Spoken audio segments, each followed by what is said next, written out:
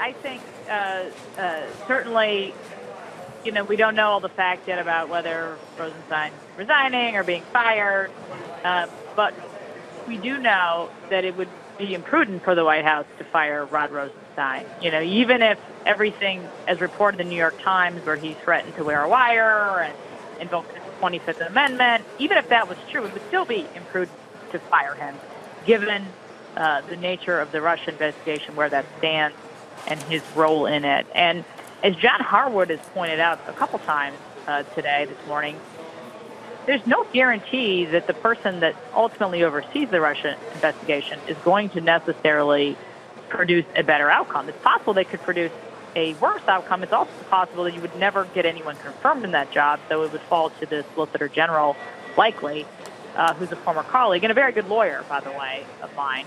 But, this is unfortunately where we find ourselves. It's going to be a very brutal political week in Washington between this and the Supreme Court hearing on Thursday. Sara, is it imprudent if you have a change in leadership but no actual changes to how the Russia investigation is being handled, the Mueller probe? Well, I think that the challenge is it just creates a doubt. So it's one more narrative in a long narrative, running narrative about politicization of this Russian investigation. And even if the president is justified, it has it's the president's right to get rid of Rod Rosenstein if he doesn't like the color of his stock. For any reason, it is his right. He serves at will.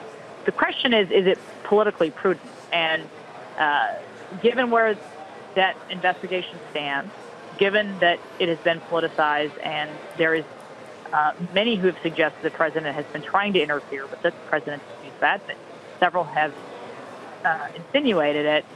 I think that this is just one more thing for detractors of the president to point to.